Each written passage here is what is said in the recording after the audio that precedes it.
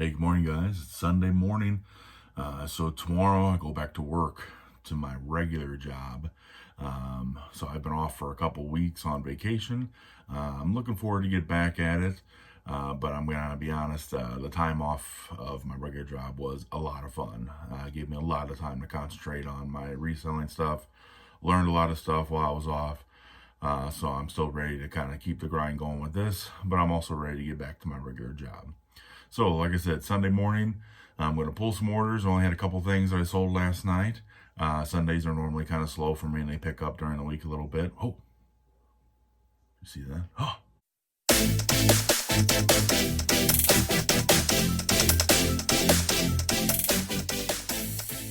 So we're going to get those orders pulled. My youngest boy has a baseball game today, a doubleheader. It's supposed to be super hot. Heat advisory today. So yeah, I'm going to get this stuff done, ready to go. We're going to get some coolers packed up because we're going to be out in the sun for a while today. But let's get that going. I'll show you. Okay, here we go. First item is in tote L. And this tote is pretty full. Let's see if I can get it without breaking it like I did the other one.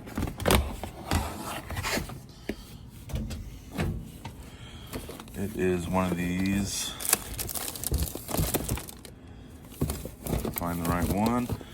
It's one of these old school Microsoft IBM compatible mouse.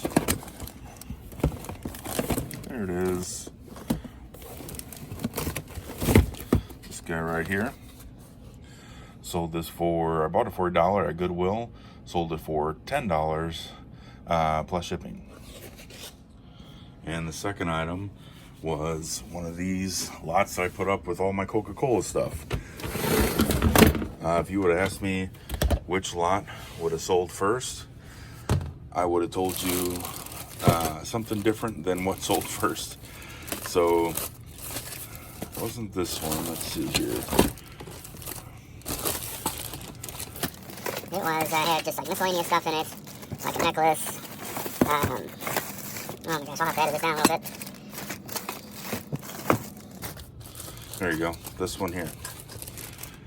This one had a necklace, had some ticket stubs, had this album thing in it. But like I said, I put up 16 lots of Coca-Cola items. Each lot split up to what my cost would have been around $1.50 per lot. But this one sold for $5.99 plus shipping. Okay, so here's just a little chart that I'm making. So if you're following my past videos, I bought a bunch of Coca-Cola items. I split them up into different lots. All the items that I paid for cost me a total of $24.15. 16 total lots, $1.50 per lot. It's like $1.50 and almost $1.51, but it's about $1.50 per lot. So my first lot sold for $5.99. Isn't much, but we're about a fourth of the way through the cost of the items just with one sale. So I got some watchers on some of my other lots, so I anticipate they're going to be going soon. So we'll be keeping an eye on this. All right, we are back from my son's baseball games today, and it was really freaking hot out there. Good to be back in some AC. I got a couple orders I'm going to pull so I can get them to the post office with my other packages tomorrow. I sold this Grey's Anatomy Season 3. I just picked this up at the yard sale this weekend. But yeah, nope, sorry, no, Season 4. I usually pick these up if I can get them for really cheap. Any type of series that has a season, whatnot. If you can get these cheap, they'll sell. If you can get them cheap and sealed, not used, they'll sell for even more. So this went for $3.50 plus shipping. I'm into this for less than $1. So yeah, I don't really worry about too much DVDs too much anymore. But if I can get the series all on DVD, they usually sell pretty well. And the second item I sold was a Colorado Rockies hat. So let's find it in here.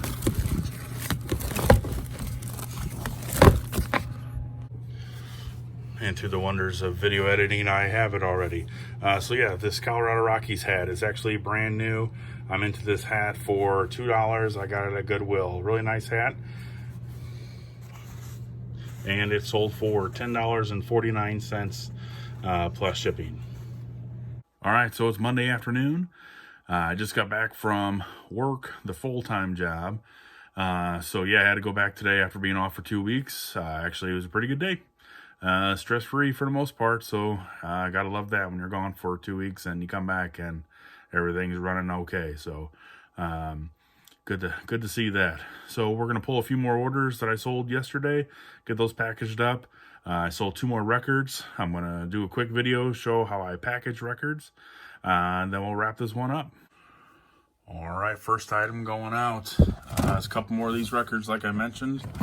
I get these from Goodwill. A lot of times they don't really have anything any good as far as records, but I feel like whenever I do find them, I find them pretty decent ones at least. So I've got Ray Charles and Sammy Davis Jr. A couple of classics. Paid 50 cents each for these. So I'm in for these for $1. And they sold for, I think it was $7.99 plus shipping. So yeah, $1 into it, sold for $8. All right, second item going out is in tote D. Let's get this guy down first. And let's find this. It was a box of these printer cartridges.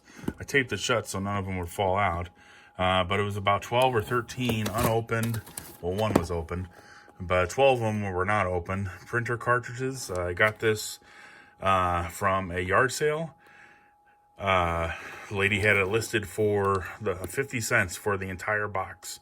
So I got like 13 cartridges in here. They're off-brand, but they're good for HP printers. Paid 50 cents for the whole box, and this sold for $14.99 plus shipping. So gotta love that ROI.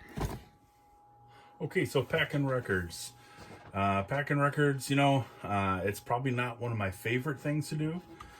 Because you kind of have to, if you're not using a box, especially for records, then you kind of have to retrofit a box to make it work, or as we like to call them in the reseller game, Frankenbox it. So I found a box that kind of fits these. It's this white box here.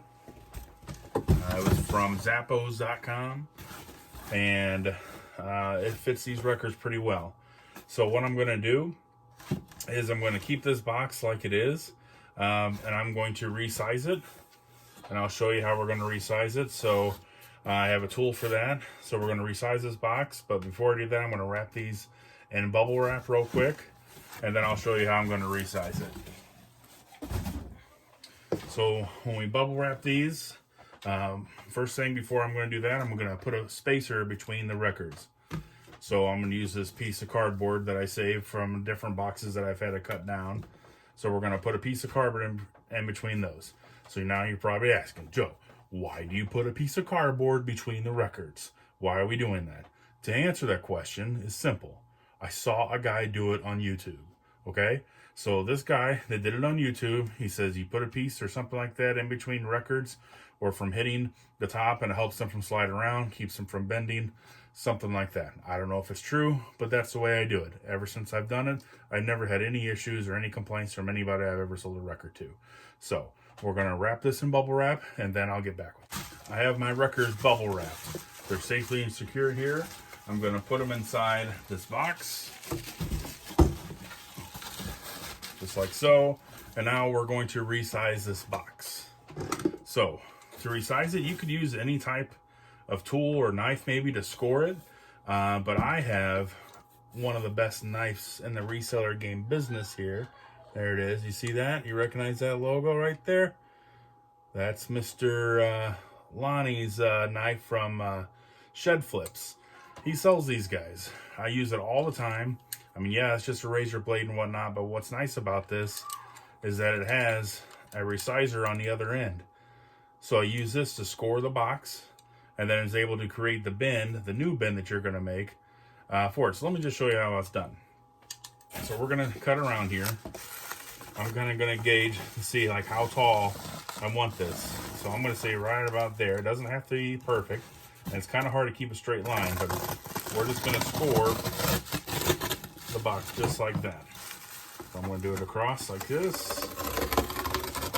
Try to go as a straight line as I possibly can. Try with my left hand here, which I know I'm going to mess up because I am right-handed. And there we go, not too bad actually. And then one more right here.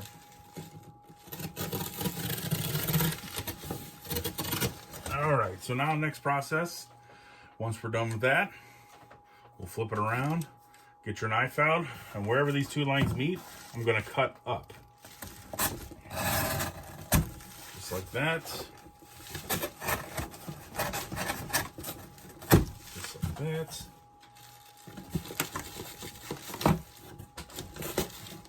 Make sure, kids, that if you're doing this, you might want to have an adult help you.